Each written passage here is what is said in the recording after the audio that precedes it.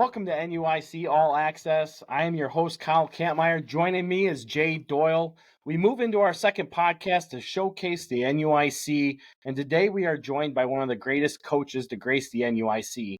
A couple seasons ago, we did a Mount Rushmore of NUIC football coaches, and our guest today landed on this great list. Jay, give us an introduction of our guest here today. Well, if you don't know the stats, I'll give them to you. 28 years coaching, 260 wins, 68 losses for an 80% winning percentage, 16 quarterfinal appearances, 9 semis, 8 state title appearances with 6 state titles. Has coached at Lena since 1997. Did not make the playoffs only 2 years, which would have been COVID in 2020. And in 1997, when they were playoff eligible, but did not make it back in the day. And 98, my bad. 98, and they were 6-3 that year. Yes. So, obviously a great coaching career here so far. Our guest obviously is Lena-Winslow's head coach, Ric Arand. Rick, you went to school at Stockton. What year did you graduate from Stockton High School? I was an 85 grad. So I was maybe part of the cause of the in-between years of great football at Stockton, We were solid, but we weren't great. That's for sure. But enjoyed my years at Stockton, and still have a lot of great friends there. What was your best year or your most memorable year of playing football in high school? I think probably my senior year. I played a little bit of varsity as a sophomore, and we were really, really talented. Ended up getting beat in the first round by a really good Walnut team. And I think we entered the playoffs 9-0, number one in the state, and just got upset. And then my junior year, again, pretty talented team. Same thing happened. Got beat in the first round, I believe, by Polo. It's been so long ago that I can't remember some of those. But and then my senior year, we were not talented at all. We had some guys, but we were small. Scrappy, I guess. And we finished the season 8-1, lost to a really good, at that time, Lanark team. And they ended up 9-0, and then we lost to them, I believe, in the second round as well. So we had a pretty solid year and went through a lot for being a really an untalented team to be, for the most part. Question off that, did you play anything else other than football? Yeah, I played basketball and I played golf. At that time, we didn't have baseball at Stockton. We had track in the spring, and we also had golf in the spring. So played some spring golf, and I won't bring up a score, but as a junior, I was conference champion. In golf? Yeah, you could hit the ball a little bit. It was a down year, yeah. we will not ask your handicap, but as long as you got that part of it, nobody cares about that, right? Exactly, yeah. You played for Coach O'Boyle, correct? Yep. What, going into coaching yourself, you kind of learned a little bit from him. What are some principles that he had that you took into coaching? And what was a couple of things that you always remember about him as a coach back when you were a kid? Yeah. Early on, I would say I was probably scared to death of him. He had that, I don't know if you guys remember him much or if you knew him at all, but he always had that demeanor to him where you weren't sure if he was really, really serious or if he was mad, if he was happy. You didn't really know. And so for a while there, I was kind of scared of him, but I knew him a little bit better than most people because I was good friends with his son. His son was my age. He was our quarterback my senior year. And but Coach O'Boyle was a great guy. He was a great coach. What I ended up learning in the end was he really had a great relationship with all of his players. But he always cared. You always knew where you were at because you were no better than anybody else. He wasn't going to treat you any better than anybody else.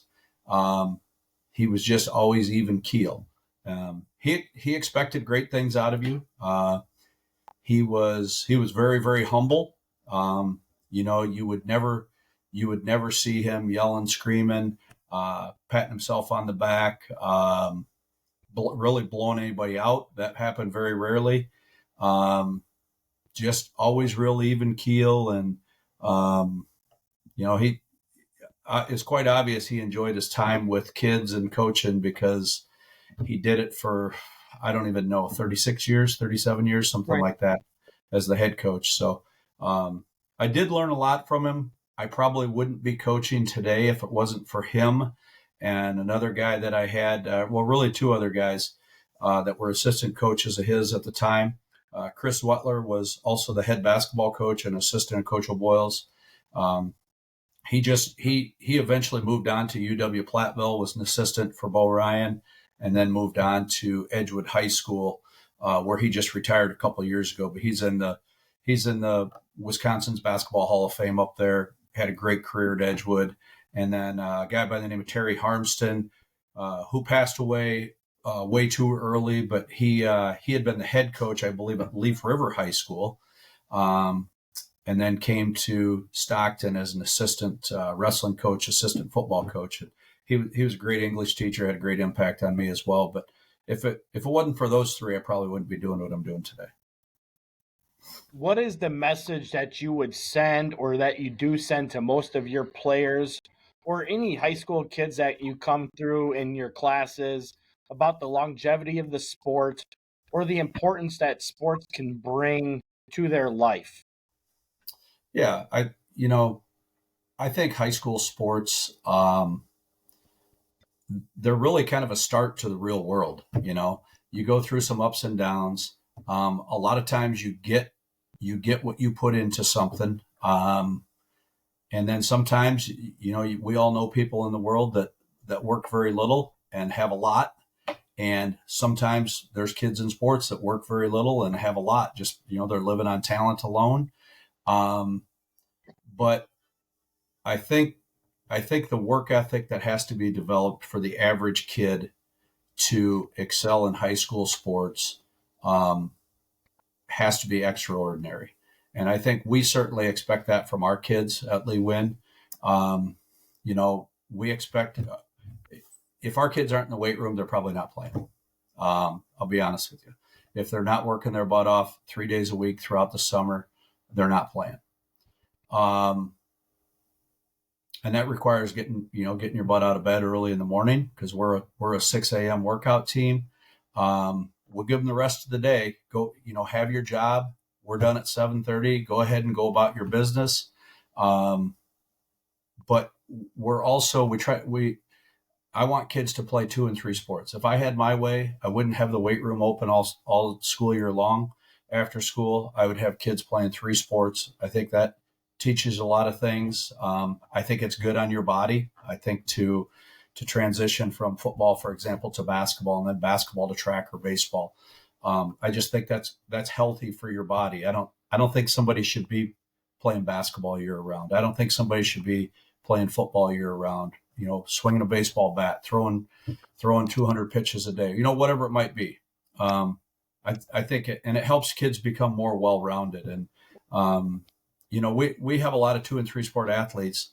We have about 50. We had 51 kids this year. Our numbers were down a little bit, but those guys are best of friends during the football season. But then we have a lot of wrestlers too. So once football's over, we have kids that play basketball. We have kids that wrestle, and we have kids that don't play anything.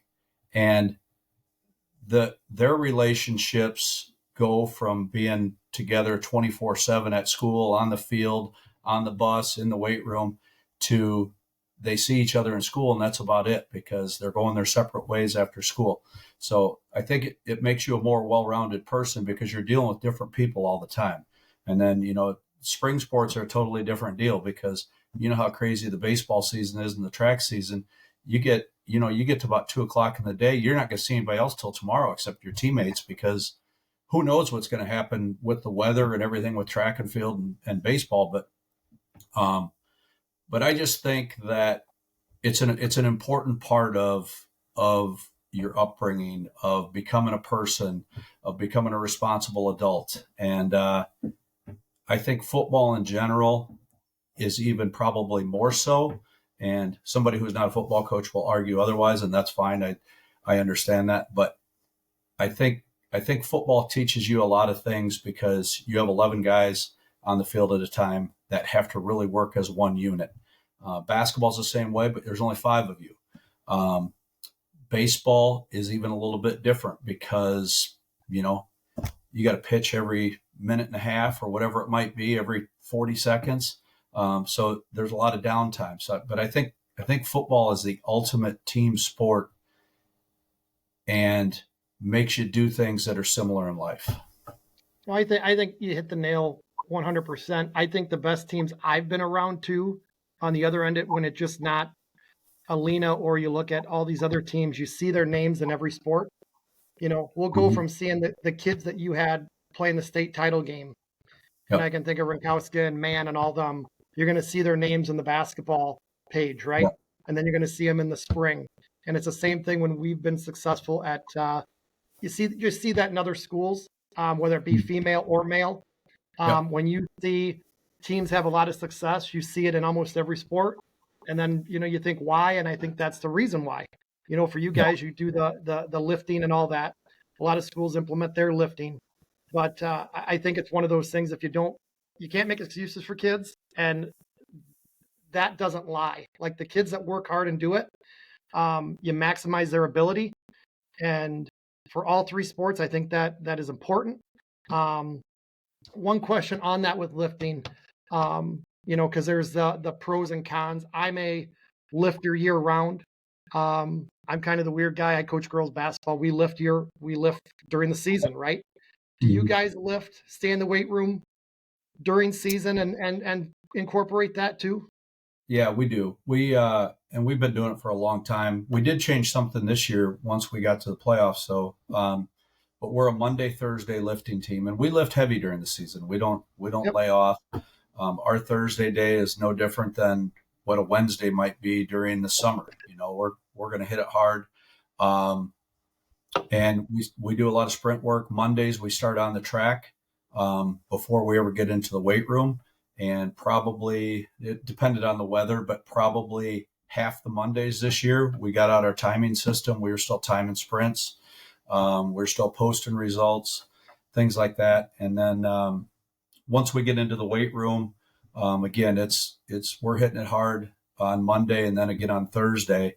Even though it's a day before a game, you still have 24-hour recovery after that, Yep. And then once we hit the playoffs this year, we changed it up a little bit. We went Monday, Wednesday, Friday in the playoffs or in the weight room. So, and I think we had kids that actually we didn't maintain. I think we had kids that actually got stronger throughout the season. And I think the 3 days a week for those 5 weeks was huge. And we had kids get faster during the season as well, and that doesn't happen very often. But I think anytime you're putting a timer on them, and they can see results, they're gonna give you a little better effort than if you didn't. And I think the other thing our strength and speed program has done for us is I started to touch on it a little bit ago, but our coaching staff is involved in every sport in our district. And up until Coach Benson retired from basketball this year, we had the head coach from every sport involved in our football program. I'd love to get Mark Blakely involved, by the way, if he's listening to this, but so there's his invitation. But so every corner a kid turns in our school, and we have coaches in the elementary, we have coaches in the junior high, coaches in the high school. So every time a kid turns a corner, he's basically being held accountable no matter what school you're in. But because that we're involved so much in other sports, we try not to pull kids either way either. So we're not going to do a football workout in the summer on Monday, and then some kid have to go do a weight room workout for basketball as well, or a sprint workout or whatever. We kind of coordinate that all together. And then I constantly tell kids, you know what, if a kid comes to me and says, hey, you know what, I got whatever, Wednesday morning, we're supposed to work out, but I got an FFA trip lined up. I'm like, go ahead and go, go be a kid.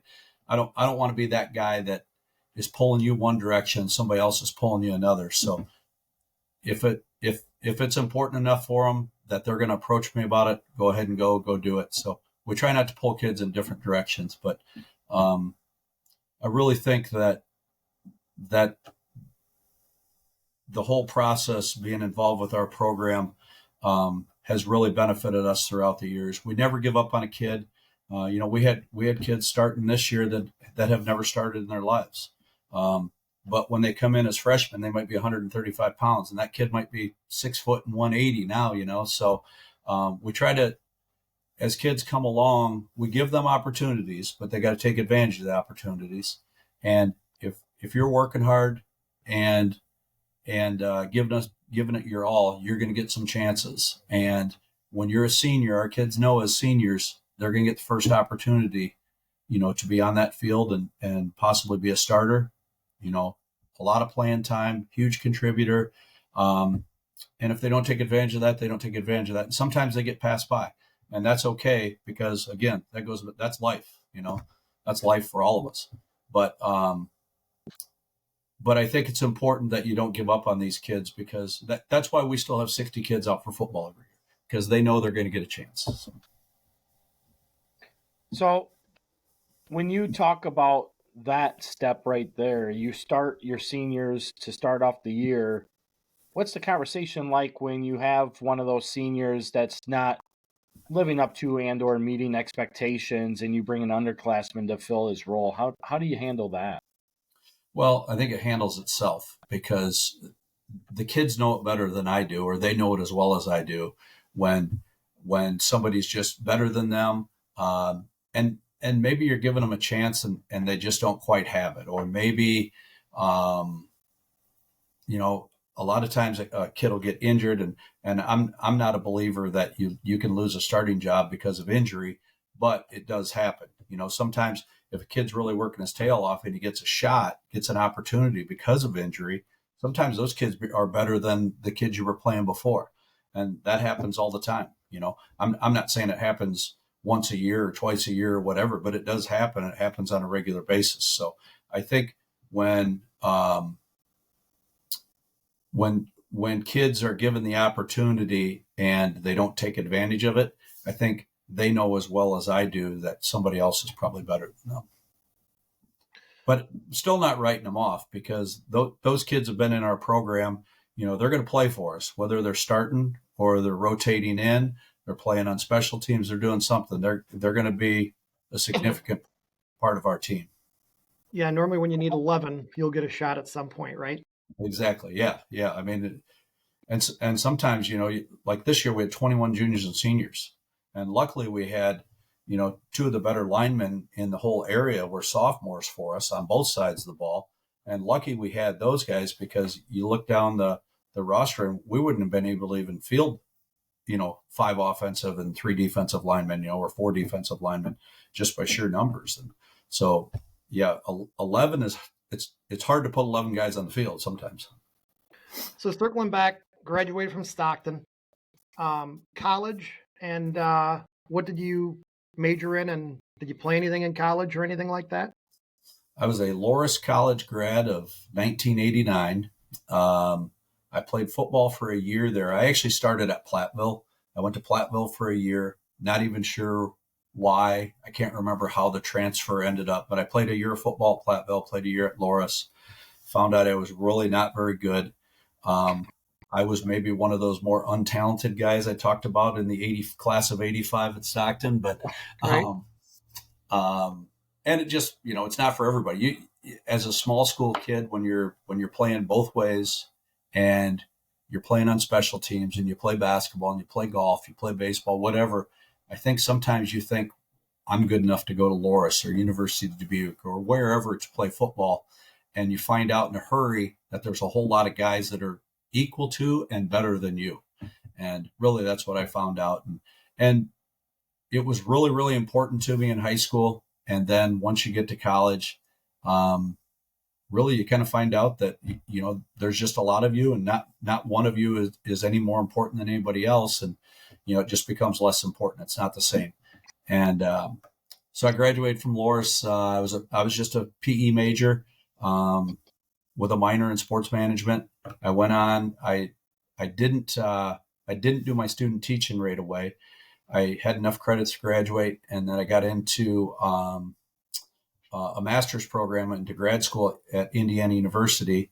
And so I went there, and I went there because I was going for nothing. I had a grad assistantship in the School of Physical Education. So I taught undergrad PE classes like racquetball, billiards. I was really getting after it. I was hitting it hard.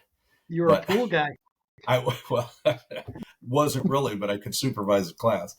And so I did that for about a year and a half, got my master's degree, and came back to Stockton, and wasn't really sure what I wanted to do. I had a master's degree in sport management, and had no idea what I was going to do with it. But I had a free year and a half of school and got my master's for nothing and walked away debt free. And so at that time, I decided I thought I wanted to teach. Because when I graduated from Loras, even though I was graduating with a degree in education, I'm like, I don't know if I ever want to teach or not. And so I finished my student teaching at Stockton, and Coach O'Boyle I was fortunate enough to let me help out for a year in 90. The football season in 90. So the school year 90-91, I helped out there and fell in love with working with kids and teaching kids. And so I'd already finished my student teaching and moved on and taught a year at Freeport in a behavior program, and then got a job at Lee Win and been there ever since. So last Stockton question before we move on, and this is kind of off topic from what we had set up, but in your opinion, as a Stockton alum, what do you feel is the best Stockton football team to come through ever? These are fighting words. This is for that Ron Vanderheiden guy. Yes. Oh yeah.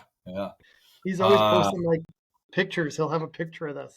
Well, it's such a legendary program, right? And they've had a lot of great teams. But and I know that, Rick, you weren't on one of the state level teams, but either way, you still played on some good teams. Right.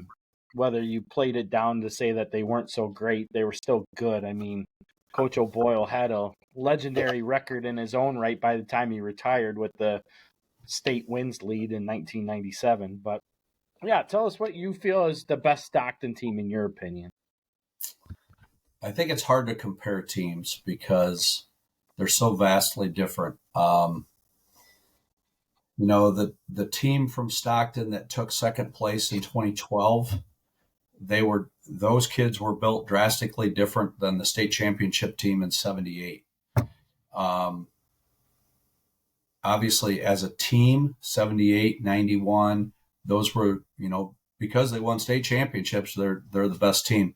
Obviously, there's some individuals on those teams that were better than the 2012 team. They had a team in, I believe, 1987 that got beat at Woodstock Marion, and they were loaded.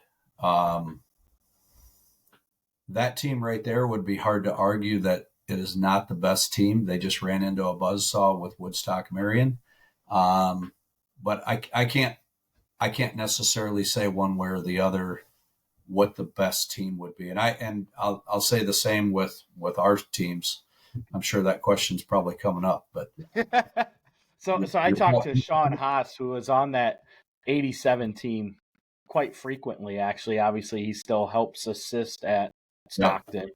Yeah. And, he talks about how Woodstock Marion, especially in 2A in the 80s, dominated Class 2A football, bringing a bunch of kids in. The Hartley boys, two of them, one went to Illinois, one went to Iowa.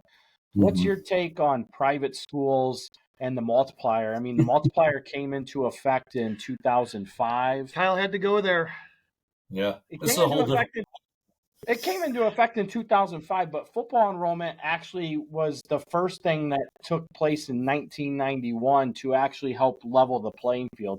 What do you think is the current take? Obviously, there's been a lot of issues being brought up with that the system's broken. If you go back to 2019 in our current 2-year enrollment cycle, one of the things I found out after this past weekend state championship games is that there's 10% of the state playoff eligible teams are private schools or non-boundaried schools.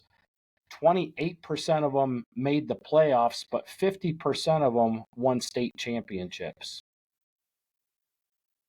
That's a lot of numbers right there. That's all since 2019. So, I mean, Obviously we had, 7 out of 8 is 83% of them won state championships this weekend? Yeah.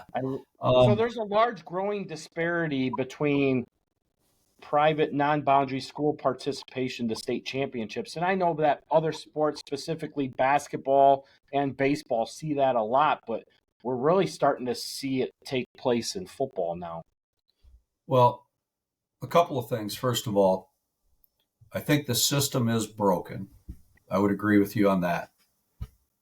Secondly, I don't think the non-boundary schools are doing anything wrong, because that's why you're coaching there. That's why you're teaching there. You're trying to bring kids in. Now, if you're bringing kids in from outside your district, I don't know. Obviously, somebody's watching over that, I would think. You hear a lot of stories, but who really knows, unless if you're that kid coming to school every day, who really knows where they're at? I'm not even sure. I don't even understand or know when the average enrollment factor, when that was dropped. Do you know when that was dropped? So you either had the multiplier of 1.65 or you used the average enrollment of your opponents, correct? Yeah, that dropped in 2007. Okay. And then we went to success factor. Is that right? Success factor started in 2011. No. Okay. 2015. I'm sorry. So 2015 started success factor. There was nothing in between there? No, it just went straight multiplier. We dropped the football enrollment in 2007, went just straight multiplier. Straight multiplier. Yep. And then that was dropped in... When was that dropped? Multiplier still in effect, but the waiver rule started in 2011 and then was readjusted again in 2014.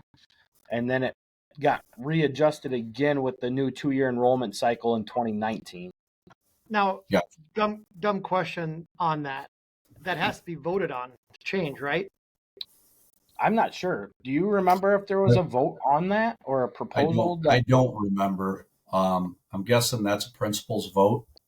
Correct. And that's what I've always said. Yeah, that's what I've always said with it. Because when there's all these, complaints and we all know the system's broken, it's like that's why you need to contact your IHSA representative, because they're the only people that can fix it. And they're the only people that make these changes. And it's like, I don't think other than the privates, nobody was complaining when you got the multiplier, but now to see what has happened, it's just, it's wrong. And instead of everybody getting angry at each other, you need to write your IHSA representative, tell them that it's what you think, and hopefully something happens. I mean, that's what has to happen. Well, and I think that all those private schools need to live by the same rules no matter what. Get rid of any success factor. That should have nothing to do with it, because if you get the right 10 recruits, that's not going to matter anyway. And it seems like it takes way too long for the success factor or whatever it might be to kick in. So if you're going to go with the multiplier and live by it. If you're going to go with the average enrollment, go with that and live by it.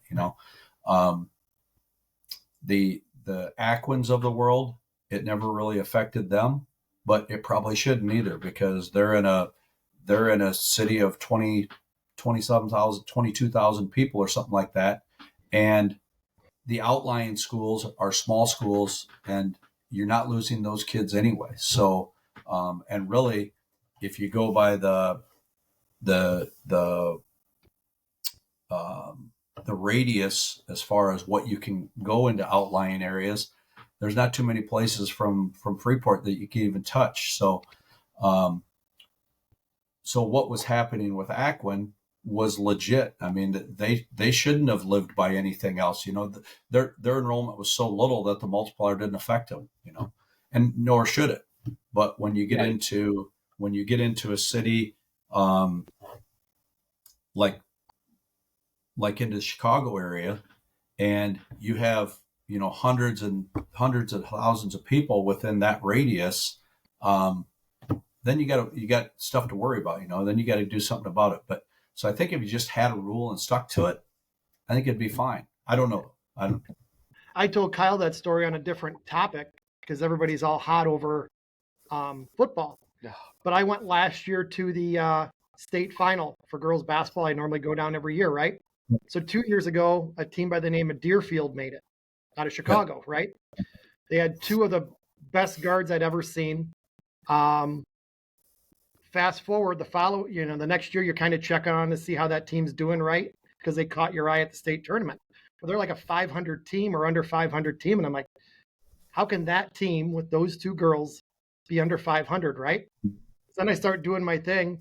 One's now playing at Loyola Academy, and one's playing, I think it was Montini, and they both led their teams downstate. Now, that's what I mean by I don't understand how they went from public to private, and I thought that was a thing, but you just don't know how all that works and what people do to get eligible. Right. But that's an example there of the Chicago playing almost by a different rule to where it's like, and I only know that because, like I said, I was there, and there's so much more of it being done that's what it'd be nice for to just have even across the board for every sport how it has to work.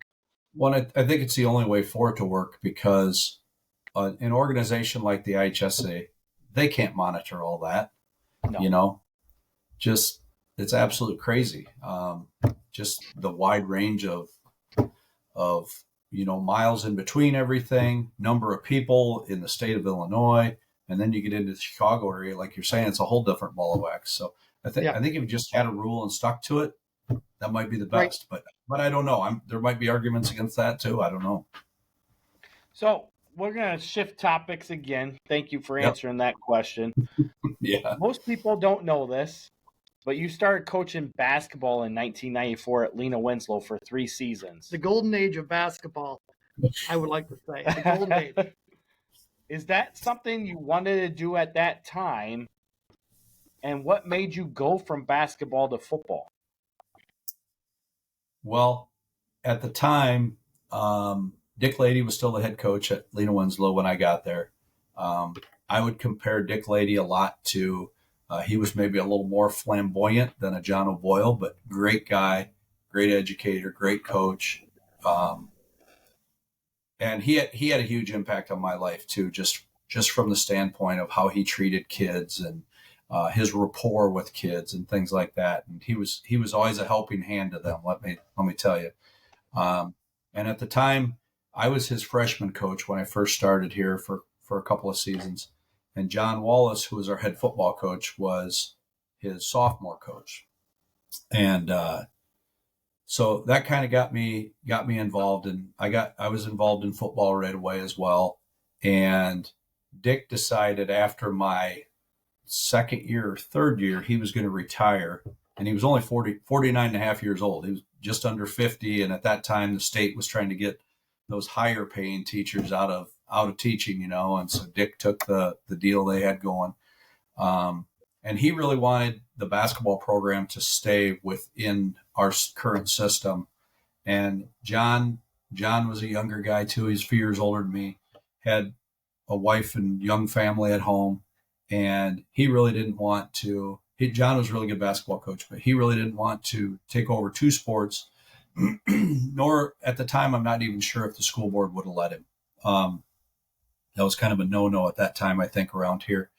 And so that left it to me. And Dick's like, well, is that something you're interested in? So I said, yeah, as long as John's going to stick around as my assistant, I'll take it, or I would do it. So I interviewed for it and got the job, whatever. And my first year, we were really good. Dick left me with a great team. We got beat in the regional championship by Pecatonica, who was a great team at that time. They had a great program, and then my next couple of years we were just okay. We were not very good, just 500 maybe or just under. And so at the time I got asked to step down as the head coach, and I said, no, I'm not going to do that. If you don't want me here, just fire me. So they did. So at the same time, John Wallace was getting out of education, and him and his family moved to Madison, and he entered the business world and whatever. And so when the head football job came open, and that was like late July, I think I got fired in May maybe. And in late July, I applied for the head football job, which is what I really wanted to do anyway. And I'd been around a couple of years as an assistant and really knew that there were some talented kids at Lena-Winslow that really weren't playing football. And because it was such a big basketball school. And so long and behold, I got the job, went into it really, I mean, your eyes get opened up. You really want something, and then you get it, and you're like, oh my God, what the hell am I doing? So it's kind of a tough position, as a young guy, but I had Kevin Milder stepped in right away. Kevin, that was his first year coaching. He became our defensive coordinator, and 28 years later, he's still our defensive coordinator. And Connor Arndt was here at the time too as a JV coach, and he's still with us too. He's been here since I think '87, and really the things just started building from there. But yes, I was a basketball coach first, I guess. Just not very good. Well, somebody there believed in you, right? I mean, Tash should have stepped down from basketball, yes, and then they gave you in football. They probably made exactly a good choice on that, right? Right. Well, I think it had to do with Leewin was never great, and I came from Stockton, and they probably really didn't keep track of football, and they didn't know who I was or what I had done at Stockton or didn't do. And they're like, hey, he's from Stockton. He's got to be decent, right? Yep. So speaking of being from Stockton and, getting Lena-Winslow into a quote unquote football school, you give a lot of credit to John Wallace. I've heard you say it many times. Obviously you just stated that you guys coached together in basketball and in football. Yep. What kind of influence did he have on you? And collectively, you guys have really been the forefathers. I mean, really, you two are the only ones that have really done anything as far as success in Lena-Winslow football.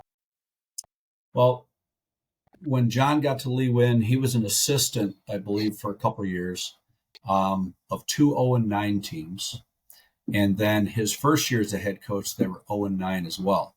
So he took over a program that he had been part of for 3 years. And he might have been there slightly before the first 0-9 team. I'm not sure on that.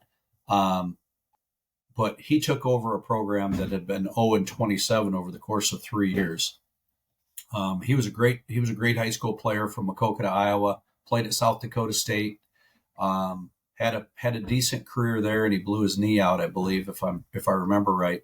And he was a great math teacher. Him and Dick Lady were both in our math program. They're both great teachers. And so when he took over, that's kind of saying something about him to want to take over a program that was 0-27, the 3 previous seasons. And I'm not sure what they did that first year, but he built them back up to being respectable and made some playoff runs, had a couple playoff teams, had a playoff win in there. And really when I took over, we were in the playoffs the year before. We got beat at Aurora Central Catholic the year before. I don't know if it was in the first round or the second round. I can't really remember now, but we got beat in there. And then that was John's last year, and I took over from there. And so he had done a great job of getting it to that point. But at that point in time, Leewin people, the community, the school, the kids even, they were happy with just making the playoffs because they made it so infrequently that making the playoffs was like your Super Bowl, And so when I took over, we were just okay. We went 7-2 my first year, then like you said, 6-3 my second year, and didn't make the playoffs.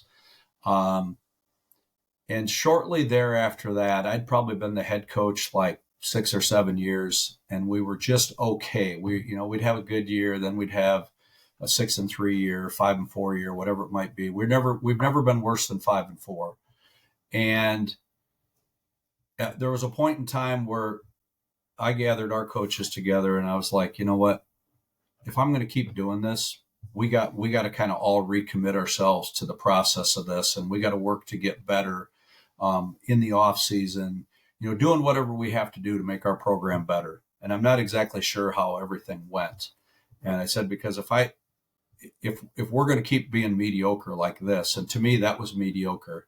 If we're going to keep being mediocre, then I'm going to get out. I'm not going to be a part of it. And I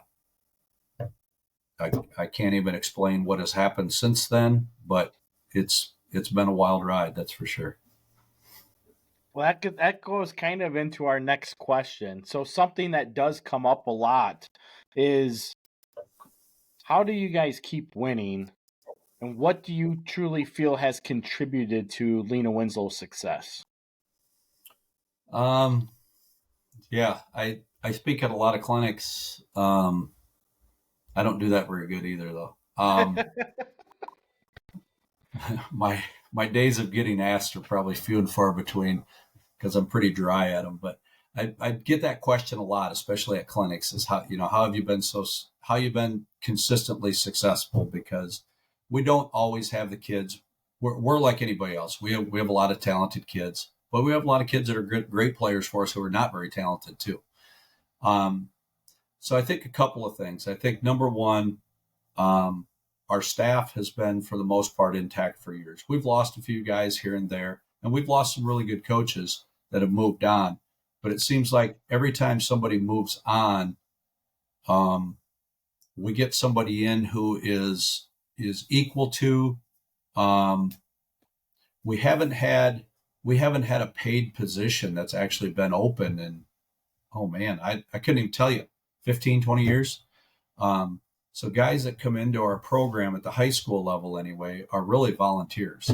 And I try to find ways to take care of them. They can have all the hats and sweatshirts and shoes and gloves or whatever they want, I just can't pay them. And so we've been really, really fortunate to get great guys as part of our program. That's probably first and foremost. And we've managed, like I said, to keep those guys.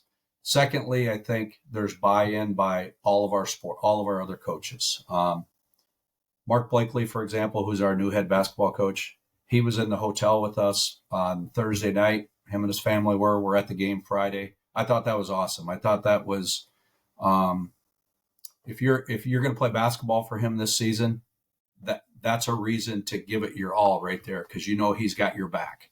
So I think there's been buy-in by all of our programs that we can do this. We can be successful in everything.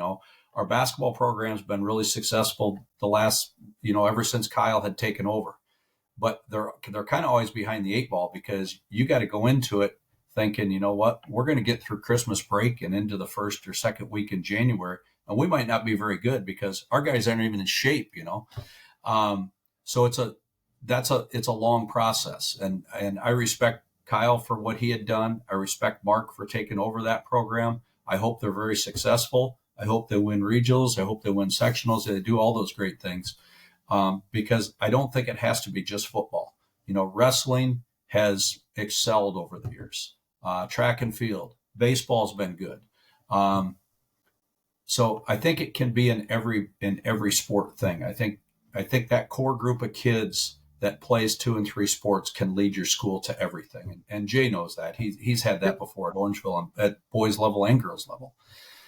And so I think number one, our coaching staff has been great. And like I said, when a kid walks around a corner in our school buildings, they're being held accountable, because there's a coach at every corner at every grade level. And so I think that helps as well. Our administration, our school board has always been behind us. And I think probably the biggest thing, and I will tell this to people till the day I die, is our strength and speed program. And I think our strength program has always been good. I think we've done things over the years to try to make it great. And the one thing about our strength program and now our speed program, ever since Austin Rickles, who's our boys track coach, ever since he has become involved, which is, I don't even know, 8 years ago, 10 years ago, I can't even remember how long he's been involved in football, but he has taken the speed portion of our programs to another level. And he studies as hard for that as he does for coaching, as he does he's now a professor at UW-Platteville. He actually just lives in the Lena area yet. So he goes to Platteville every day, teaches his classes, comes back and coaches football, comes back and coaches track. He has taken that to a whole new level that I could tell you that he's doing things that nobody else in the state is doing, or he's doing things that the best coaches in the state are doing from a speed component of things. And then I would say I probably work equally as hard at bringing stuff into our strength program that I do as bringing stuff into our football program. And I think it's such a big part of it. I think probably the biggest thing that the strength and speed program does is I think it not only promotes, but it's, if you want to say teaches, I think it does teach. I think kids can be taught mental toughness. And I think that's what it does, because our kids are going to do whatever they have to do on the field, on the court, on the track to win, to be successful. It doesn't always mean winning, but they're not going to go down without a fight. I can tell you that. So I guess that goes into one of the questions I had. It's a two-parter. We'll start it with the first part. So 28 years ago, you walk in there the first day, a lot of ideas. You learn from a different coaches. You kind of take all that in, and then you have your ideas, right? Mm-hmm. So what is like one thing from day one that, in the ever-changing of how to deal with kids and everything like that, in 28 years, that's still the same in 1997 as it is in 2024? Ooh. That's it's like one of those things that I'm not changing my way. This is what I believe in, and it's been the same for 20, over 20, 25 years. Ooh, good question. I probably should have looked at this one a little harder. First and foremost, from a kid standpoint, I know you hear people say all the time, and you guys as coaches, I know will agree with me, but the average person won't. You hear people say all the time, boy, kids have changed. No, kids haven't changed. Kids haven't changed at all. Kids right now are the same as what I was. Our kids don't need to know this, but they're the same as I was when I was a kid. They're the same as you guys were when you were as kids. Parenting is different, I think. Most all of us had two parents in the household all the time when we were kids. My mom was a stay-at-home mom. My dad went to work at 6 a.m. and got home at 4 p.m., worked in a factory, and my mom took care of everything at home. She probably worked a heck of a lot harder than him throughout the day. But I was held accountable all the time. I think for the most part that still takes place today, but I don't think kids have changed at all. Kids still want to be loved. They want to be held accountable. They might not tell you that up front, but they do like discipline and accountability, because even the kids that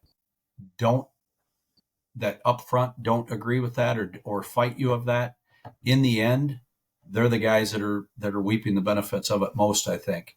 And we have a kid this year that I think he has grown so much in his couple of years here at Lee Win, just from that standpoint.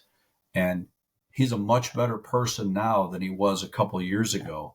And that happens year after year after year.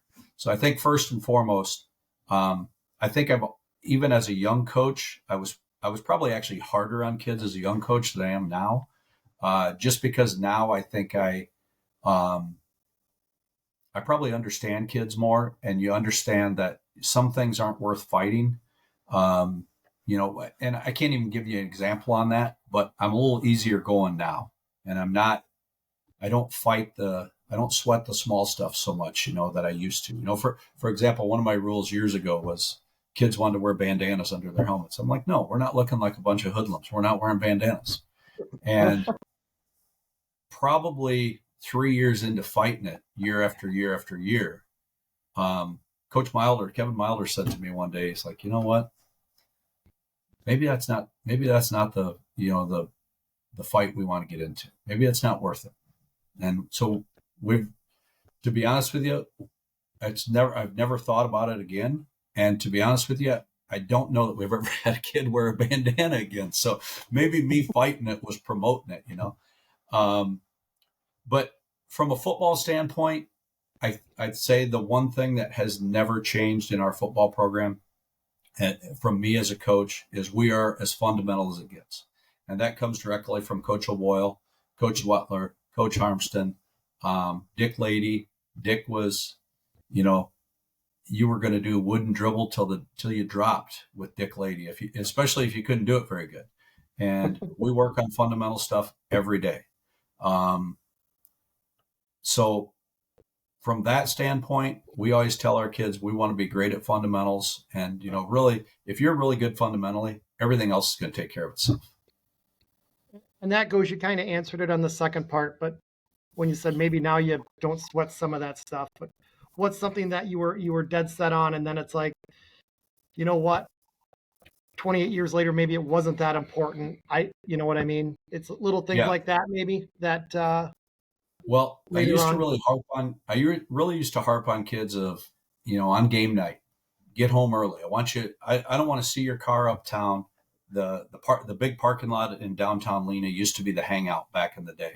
It's kind of funny that it's not now. Kids just don't do that anymore. I don't know what they're doing besides video games. They're all on their phones or whatever that is. But they can hang out in the parking lot uptown on, sitting on the hood of the car like guys used to and girls used to, and they were talking then, but now they could actually sit there and have a conversation with somebody else on their phone and be, just like they're at home. But I was really, really strict on like curfew time, especially like the night before a game. And so much so that I would drive around town basically looking for kids. And to be honest with you, I don't even know, looking back on it now, I don't even know if I ever saw a kid. I don't even know if I ever found one. They knew you were coming around though. I guess, probably. And, because I used to harp on them all the time, but get home, whatever. And now I'm like, you know what? We work so damn hard all the time that if you want to screw that up because you want to stay out till 11 o'clock or 12 o'clock the night before a game, so be it. It's going to be really evident on the field. And so I tell our kids all the time that, when we gather in a huddle at the end of practice or the end of a game, following the end of a game, I congratulate them first and foremost on their effort. And it's always even probably I'm harder when we win than when we lose. But I'm always like, remember, before you leave here, what happens outside this circle affects everybody else in this circle. And that's probably the only thing I say. And I think they hear that enough that, you know what, if you want to go out and screw it up and screw your team over on something by you not being mentally and physically ready to play a game on a Saturday afternoon or a Friday night, so be it. It's going to be plain as day to me, to our coaching staff, to our kids, and to everybody on the side, everybody in the stands. So, so some of those things, I just don't worry about them anymore.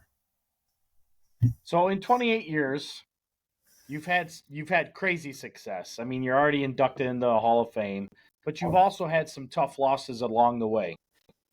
The first question is, what is the one team that you coached that surprised you the most, and what did you learn from that experience?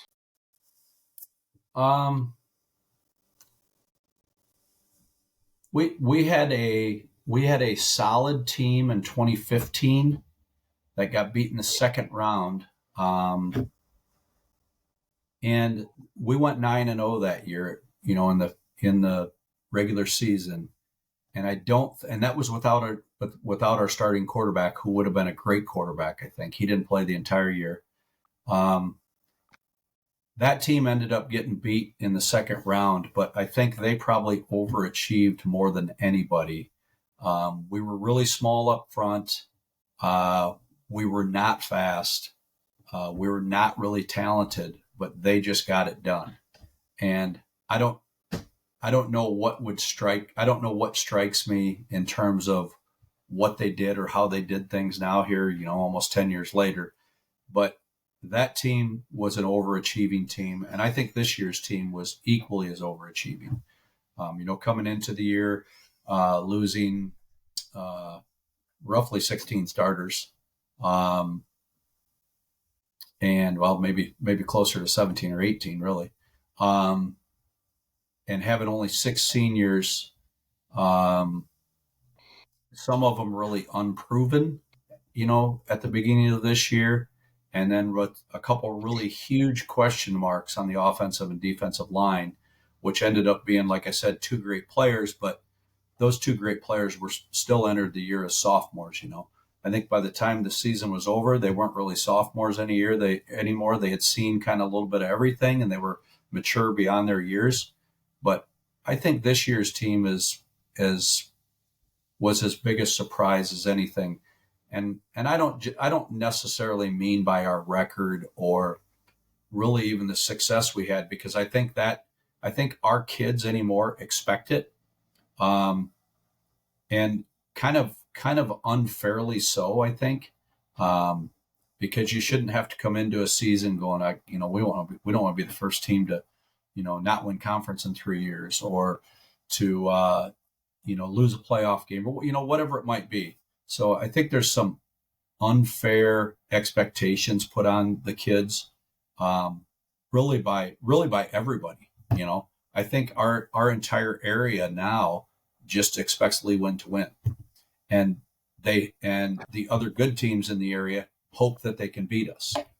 And I'm not saying that. I'm not trying to be arrogant. I just think that's how it is, and I think that puts a lot of unfair expectations on the shoulders of some. Heck, we had coming into the season, I think we had a starter that was two starters that were only 15 years old, just turned 15. So you're putting some heavy weight on the shoulders of 15, 16, 17-year-old kids that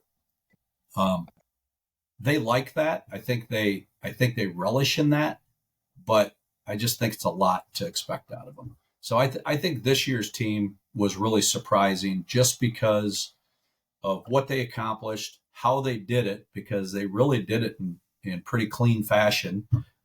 They rebounded from being down in 3 different games, Stockton, Galena, and EPC, and rebounded and ended up playing really well in those games. And that's not always easy to do, because there is some doubt. I can tell you as a head coach, there's some doubt when you get down and somebody else is playing really good, and you're just like, God, how do we flip this, and get moving? But so I think this team was this year was equally as I guess just a great success story as we've ever had.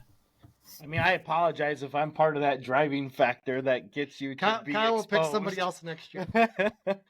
Please. But at the same token, that just bodes to the success that you guys have had, and at the same time, that mark on your back comes with that expectation too, to agree, right? I definitely agree, and I think that's one thing that our kids have really taken as a positive. They know that there's a target on their back every year, every time they step on the field. We haven't lost too many games in the last, 6, 8, 10 years. But when we do lose, it's like whoever we lose to, it's like they just won a state championship. And every time we have lost, I have told our kids on the field in the huddle after the game, I'm like, see, that's what it means to them to beat us. And to be able to be at that level, and for it to be so important for somebody, I think our kids have to work harder just to maintain that level, because, you're getting everybody's best shot every week. And I think we truly did get everybody's best shot this year, especially within our conference. You could argue and say Dupec didn't give us a very good game, but our kids wanted the Dupec game as much as they've ever wanted anything, just because Dupec's been successful. And really a lot of it is, and he's a great kid, was because of Cooper Hoffman.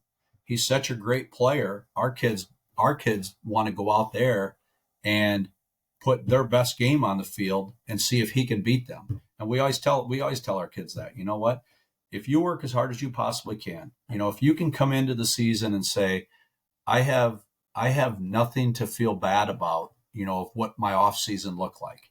And we talk anything from, not only being in the weight room and being on the track, but eating healthy, sleeping, drinking a lot of water, just always taking care of yourself in its entirety.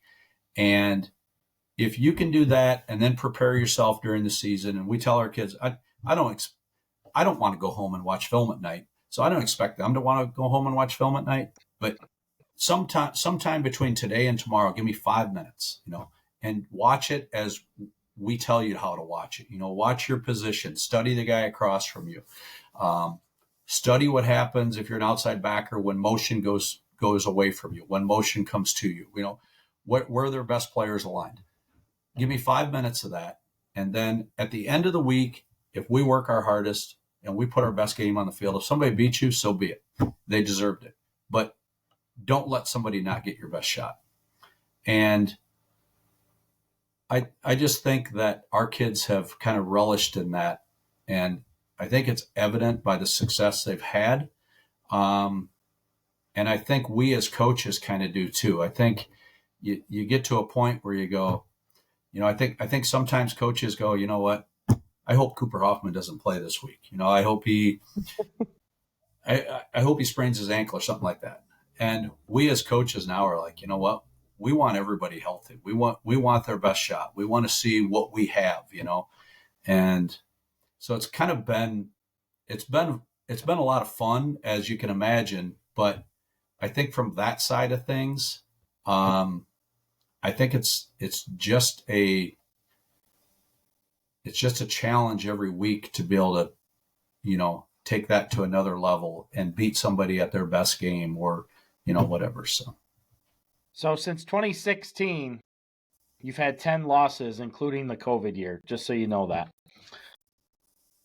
But on the second side of that question, what is one of the toughest losses that you remember, and what did you learn from that game?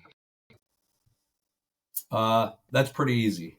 I would say the most memorable loss that I've ever been a part of, and due in large part to me and to our coaches, is when we got beat by Forreston in the semifinals in 2018. Forreston went on to beat Camp Point Central. They put a running clock on them, I believe, the next week. I really, really thought we were the better team.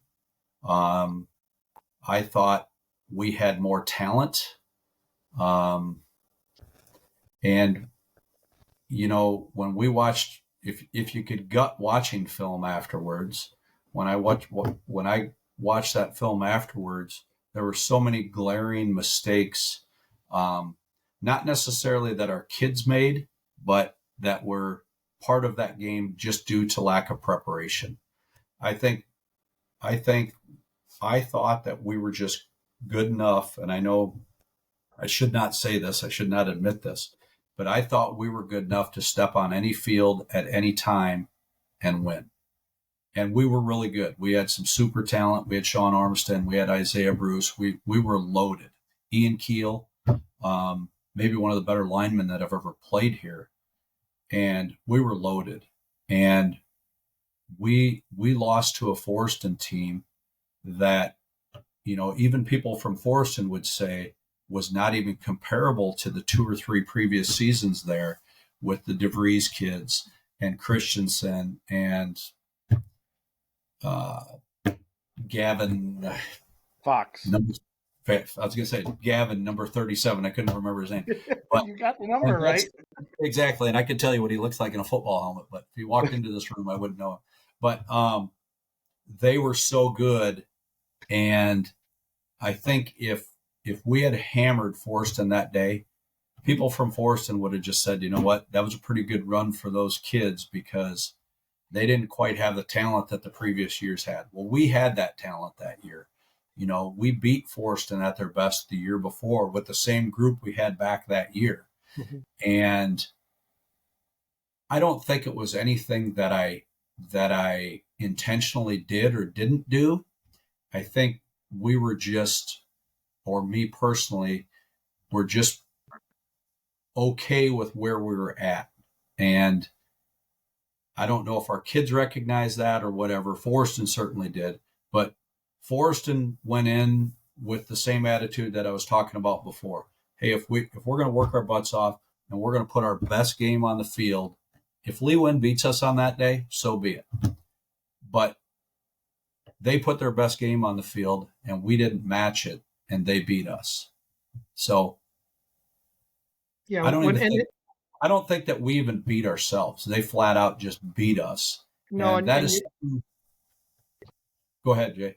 No, I was just going to say we were cutting back and forth on there, but you just got to watch those games and just a string of bad, unfortunate things. Of Forreston got on a heater. They won a couple close games. They probably shouldn't have won was it the week before? The Milledgeville game. Yep. They won that, but Garrett, the Bodiger kid, got it. My guy, your guy Bodiger. He got on a heater, you know, Yep. where he was just he was just one of them backs that always fell forward. And then the big thing that always happens in a game, it's always an interception, but they return the kickoff. And it just like anything that happened to counter, I was going to go to that game and I didn't think it was going to, I went to the EPC game that day because I wanted to see EPC win and they got beat that day too. But just sometimes it happens, you know, and you question it, but it's like, that's sports. It's high school sports, you know? Yeah. I mean, yeah, it's crazy. Yeah. Well, and I did go to that game, and I remember you guys got down early, quickly, and you may or may not have said some things to your team to help get them fired up. And then you tied it up going into halftime. And even going into halftime, I'm like, this was my initial thought was, all right, Lena-Winslow's going to win this now. Lights out coming out in the second half. Watch this. And it just kind of stayed that same game. You guys exchanged touchdowns. You guys got was it the go-ahead touchdown? Or no, you tied it back up, right? And then that's when Dom... You guys actually remember more about this game than I do. I did remember, you know, we tied it up and then they returned the kickoff. Yeah. The Badisher kid, he killed us on offense and he was even better on defense than he was on offense that day. He was everywhere. And he wasn't alone. They clearly beat us, you know. And so that's something they can look back on and be proud of. But still to this day, you know, 7 years later, I think about that game and I think about how unprepared we were for some of the stuff that they threw at us. And so there's times when I even think about now where, you know, I don't feel like watching film tonight, but I'm going to watch it, or I'm going to get up at 4 a.m. and watch film a little bit because I'm not going to let our kids. I want to dot every I and cross every T, and I know the rest of our coaches think the same thing, because I don't want to relive that, and that is a loss that haunts me to this day. I know it haunts Kyle. I know it haunts Kevin. If you could take one back and work a little harder and have your kids ready, that would be the one. But hats off to Forreston because they beat us. You know? Yeah.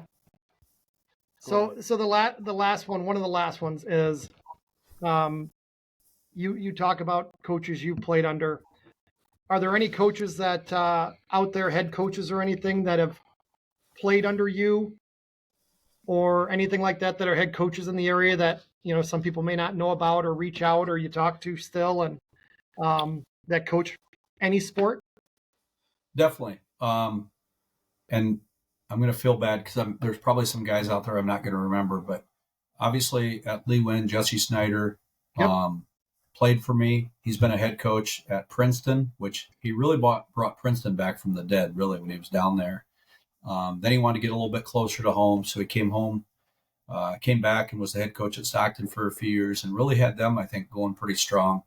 Backwards hat guy. Yeah. Yes. Yeah. He still does that a little bit. You always got to have one of them on your staff if you want to be good. You got to have a backwards hat guy. Yep. And then he got out at Stockton and went back to Princeton for a year. And then we had a teaching position open up here. He had some young lady from Dakota that, he was eyeballing. He wanted to get back up here. So he made that happen, and they live right down the street from me right here. And so he's been a huge addition back to our staff, and he's just been in those positions before, so he can relate, and sometimes he can be the comforting person on the sideline when your mind is going 100 different directions, and he'd be like, hey, well, this is simple, let's just do this. And so you need those people. Nick Werhane is also on our staff. Nick played for me.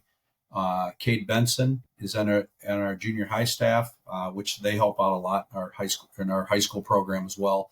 Always on game nights, a lot during the playoffs in the summers and things like that. He played for me. Hopefully I'm not missing anybody on our staff. Oh, Colton Kempel's on our staff now. He was a great quarterback. He was kind of a Mr. Do-It-All on defense for us, and then was a great kicker. He's on staff with us. At Stockton, Kenny Brogy is now an assistant. He played on a state championship team for us. I think the only head coach right now that is from our program was Joe Edler, who's up at Southwestern Hazel Green. Joe was at East Dubuque. Well, he's still with East Dubuque, but then they started co-oping at Southwestern.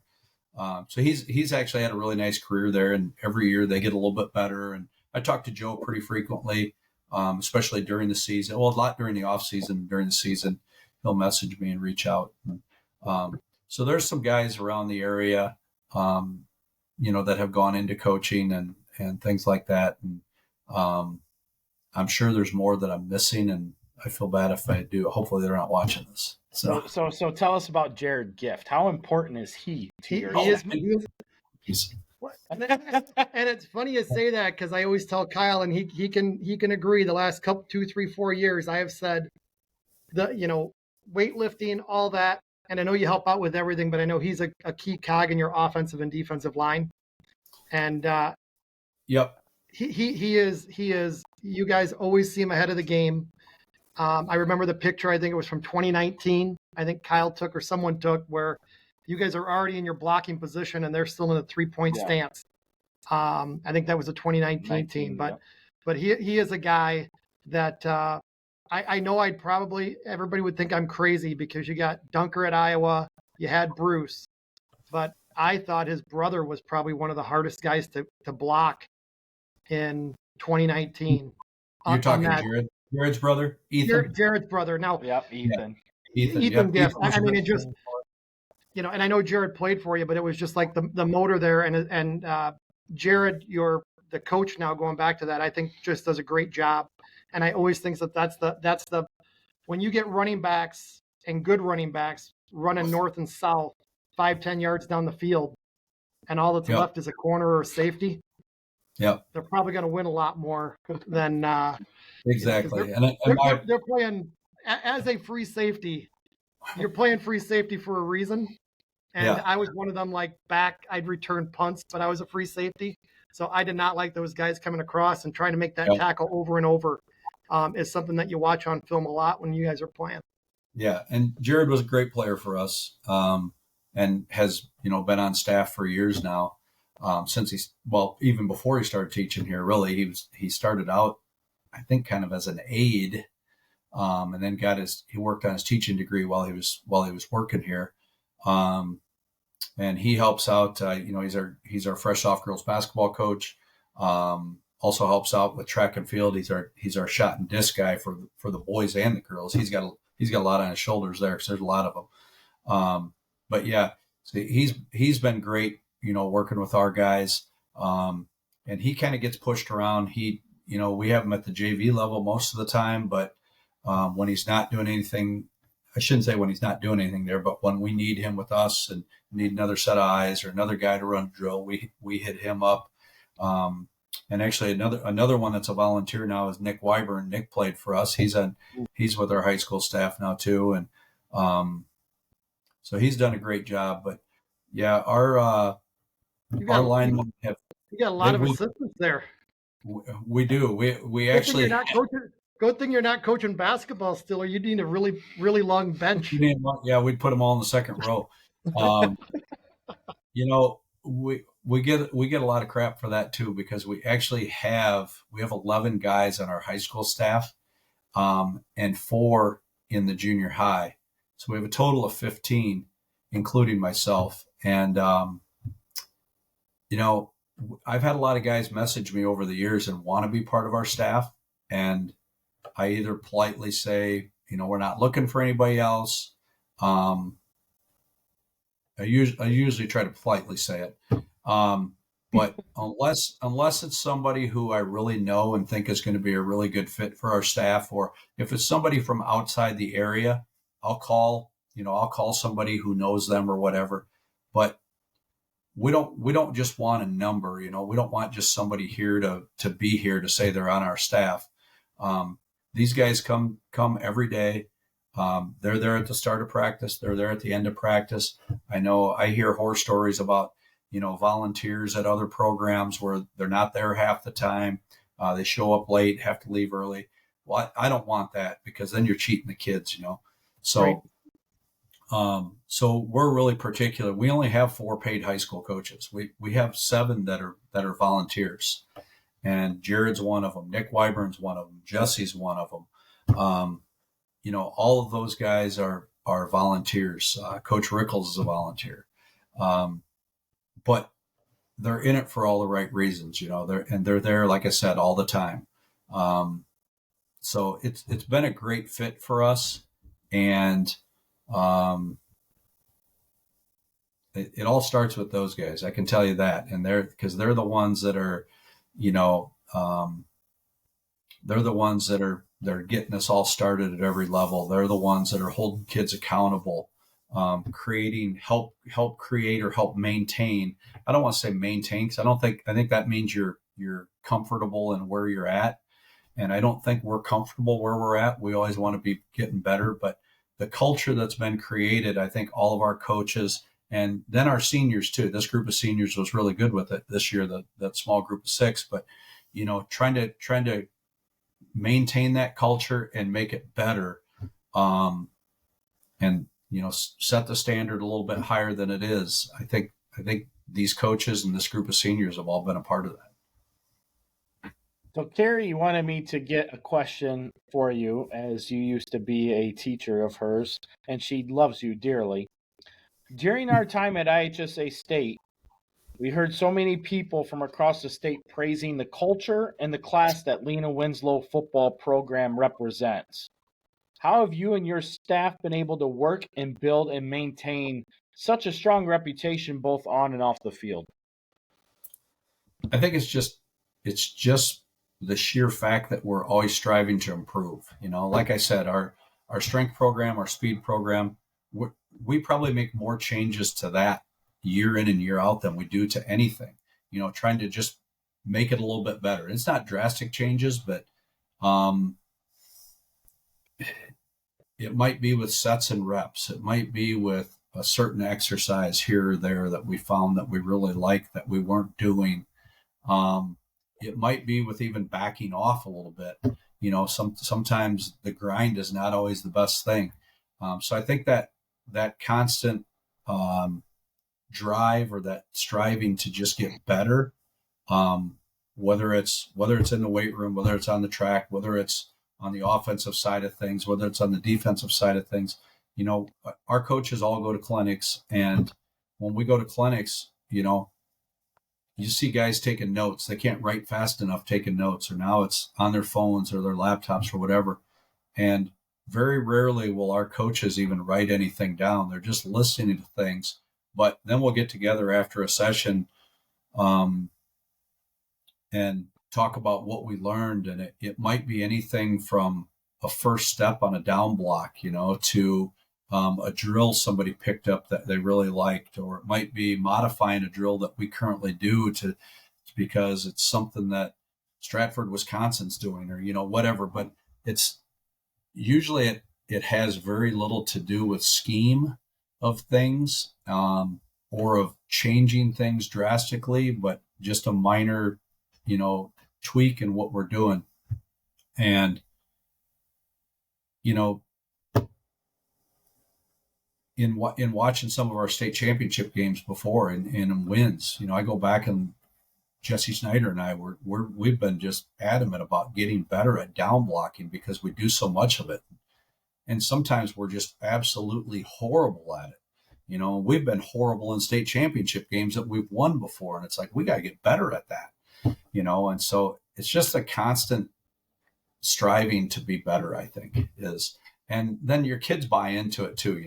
Your kids know if you show them film, we video a lot of stuff in the weight room. If I see a kid doing something wrong, I'll pull up my phone and video them. Like, this is what it looks like. I know to them it doesn't feel like that, but this is what it looks like.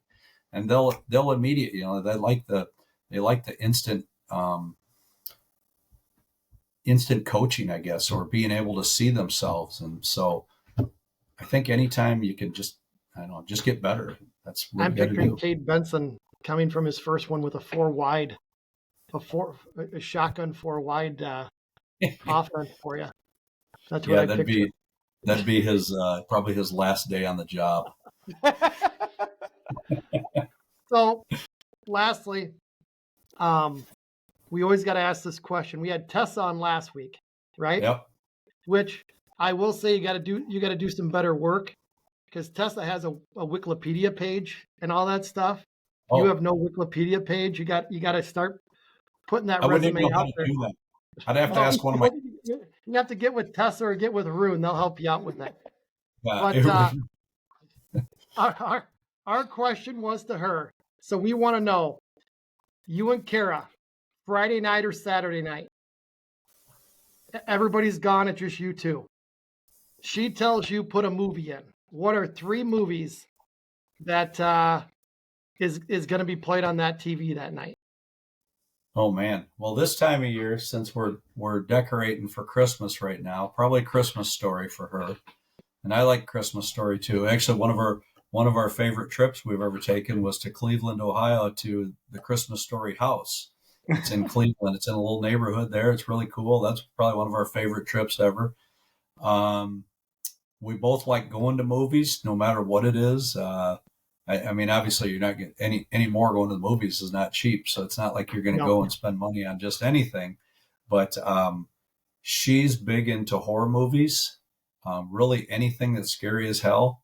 And I'm probably going to be sitting like this watching it alongside of her, but I'll watch it with her just because she puts up with a lot from me. So, and we're probably gonna order dinner out, go pick it up or something. And unfortunately, with 6 daughters and now a bunch of grandkids, those days are few and far between. So, but it makes it a lot more fun that way. But yeah, we enjoy spending time together, and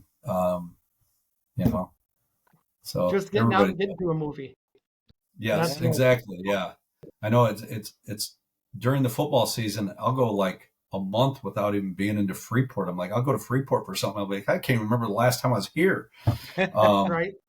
So, it just gets to be that, everybody says you don't want it to get to be that grind, but it is a grind, because you're on a repeat every week. And if you make it to a state championship, you're on repeat for 14 straight weeks. Well, that about does it for us today, Rick. We really appreciate you coming on here. Obviously, you've had a lot of great success at Lena-Winslow, and with us trying to get NUIC All Access kicked off, trying to dig deeper into the stories that really help boost our conference and make it what it is across all facets.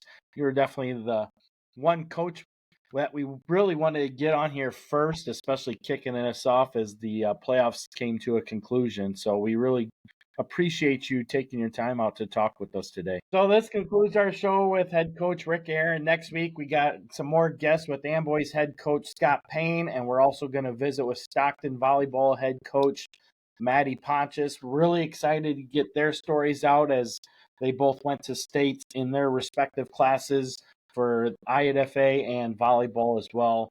So we hope you stay tuned. As always, root for the NUIC.